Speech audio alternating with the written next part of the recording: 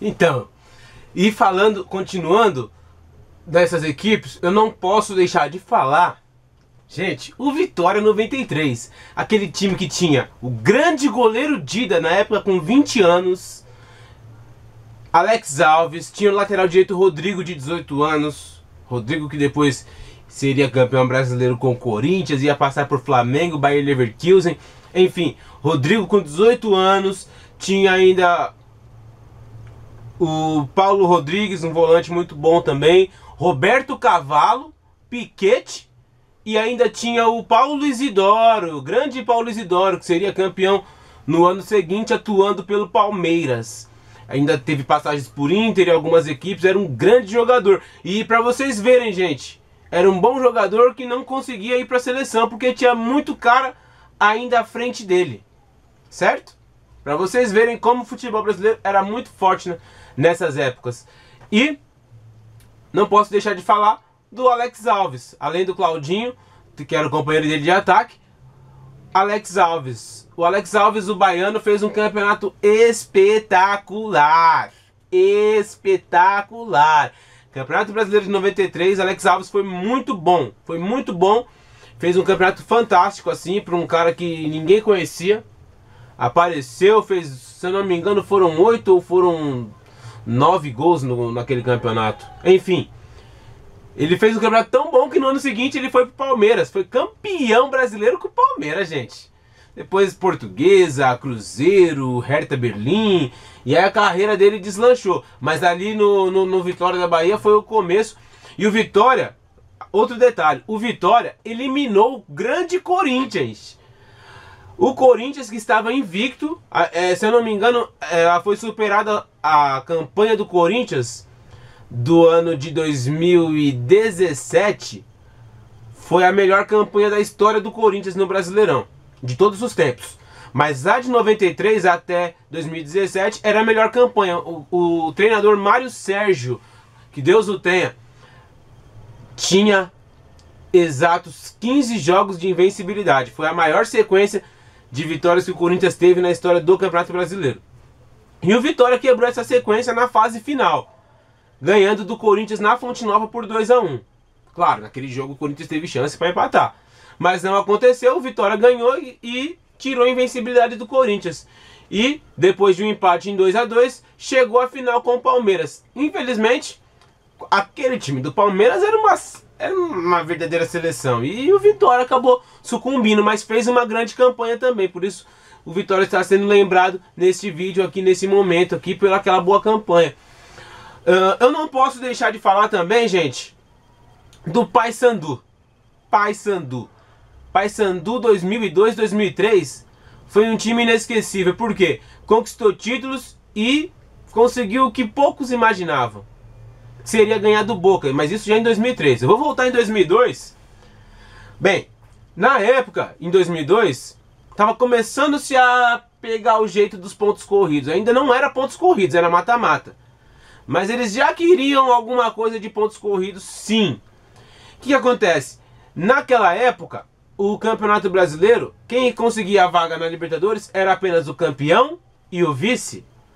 Ou seja, o campeão e o vice conseguiam, e dependendo se o campeão ou o vice tinham sido campeões já da Copa do Brasil, o terceiro colocado do Brasileirão iria para a fase de grupos da Libertadores. O que aconteceu?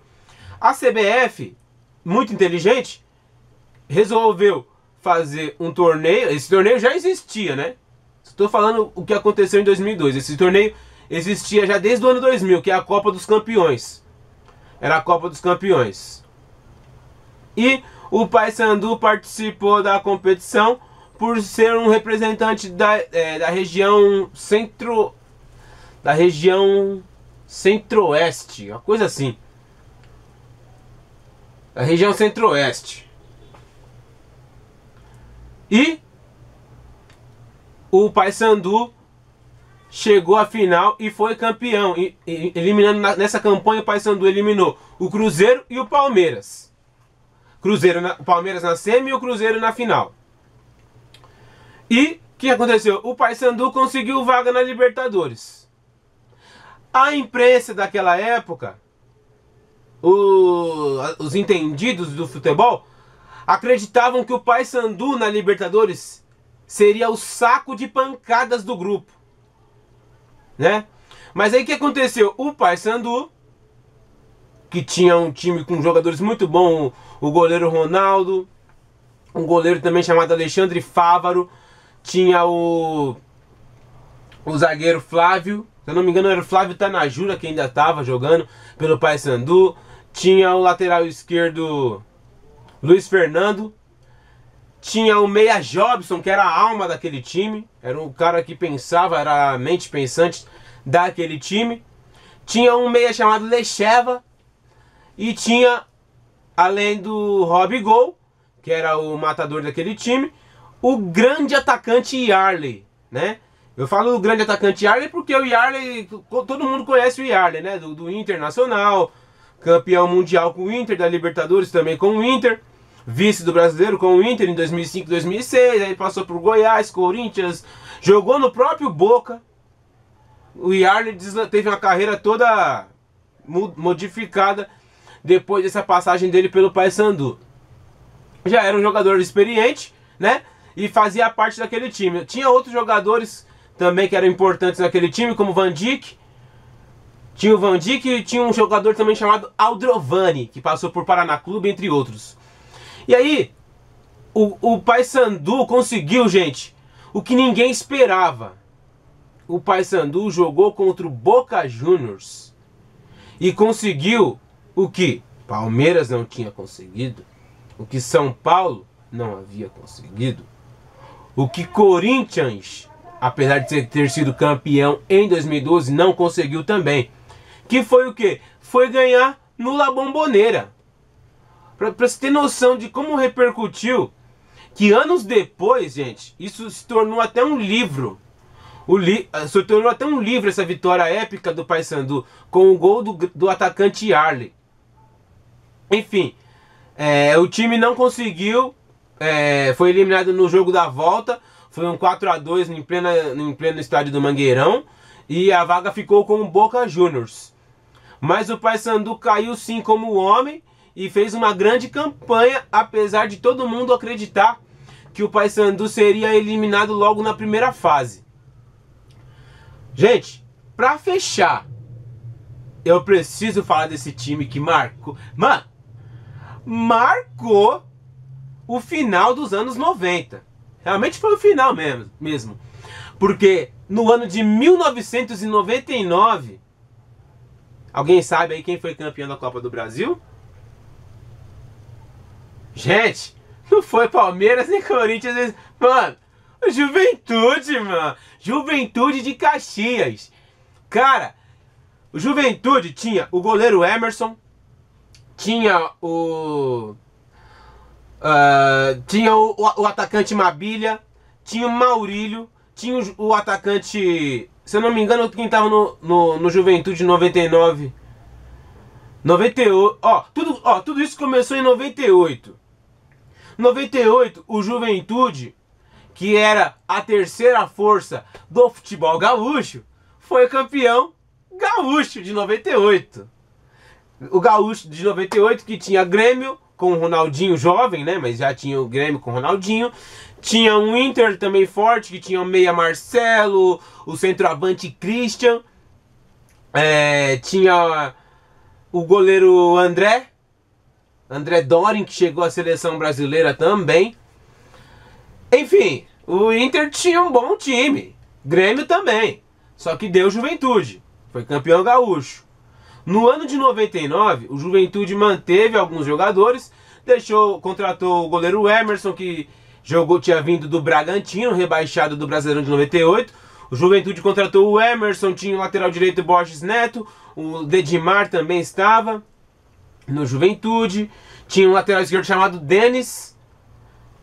Não era aquele Denis, era um lateral esquerdo chamado Denis também. Bom jogador. Tinha o volante Lauro. Olha aí, gente, o Lauro. Flávio Freitas. Um abraço, Flávio. Não conheço você, mas quero deixar um abraço pra você, porque, cara, você foi campeão brasileiro com o Flamengo e campeão da Copa do Brasil com Juventude. Foi um feito fantástico, assim, Flávio Freitas. Era o segundo volante do Juventude, além de Mabilha, Maurílio, Wallace, que foi jogador do Fluminense também.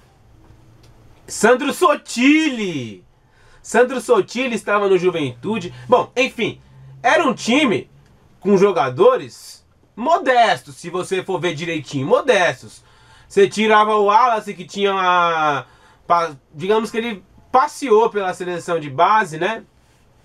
O Wallace tinha o Mabilha, o Maurílio, que eram os mais conhecidos, além do lateral direito de Edmar, com passagem pela seleção sub-20. E o goleiro Emerson. Todo time começa com um bom goleiro. Esse goleiro Emerson, revelado pelo Grêmio, era um ótimo goleiro, gente. Um ótimo goleiro. E o que aconteceu? O Juventude foi passando por ali, eliminando o Fluminense, eliminando o Bahia, foi passando. Cara, chegou a semifinal contra o Internacional. Muita gente falava que o Juventude seria goleado no Beira-Rio. Goleado. O centroavante Christian, em ótima forma, indo para a seleção brasileira. Todo jogo esse Christian estava fazendo chover. O Inter ainda tinha o volante Dunga, no seu último ano de profissional, antes de encerrar a carreira e anos depois se tornar treinador. O Internacional, muita gente dizia que ia golear, e vocês sabem o que aconteceu, galera? O Internacional, ó, foi goleado por 4 em pleno Beira-Rio. Meu, 4-0 no Beira-Rio. Pra vocês verem, né, que o futebol nem sempre o melhor vence. E aí na final, ninguém acreditava que o Juventude fosse ser campeão. A final foi contra o Botafogo, que tinha naquele momento um time muito legal, que tinha pegado um corpo do Brasileiro de 98 e tal. E naquela campanha da Copa do Brasil, o Botafogo tinha chegado à final após eliminar o grande Palmeiras. Eliminou o grande Palmeiras na semifinal e chegou à final da competição. O Botafogo, gente, tinha o Bebeto. Talvez foi o último ano que eu me lembro do Bebeto assim no auge total. Bebeto no Botafogo, digamos, no primeiro semestre de 99. Gente, o Bebeto tava voando, jogando muito. Fora Zé Carlos, Sérgio Manuel, o folclórico goleiro Wagner, né, que foi um pouco contestado, né, depois de algum tempo, mas era assim um cara de muita importância dentro do clube. O Wilson Goiano, Gonçalves, enfim, o Botafogo tinha um time muito bom. Tecnicamente, se você for comparar jogador por jogador, o Botafogo sim ficava um pouquinho em vantagem. Se olharem no papel, equipe por equipe, o Botafogo era mais time.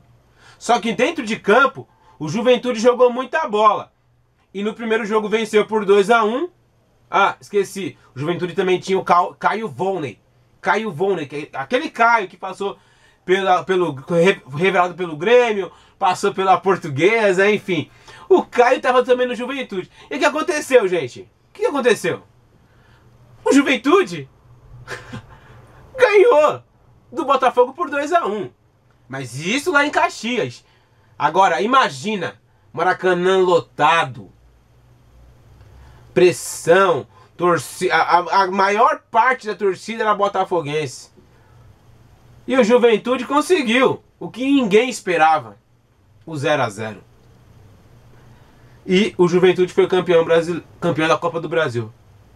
O que acontece, gente? Futebol é um esporte coletivo, ele é jogado. Você pode ter os melhores jogadores em campo.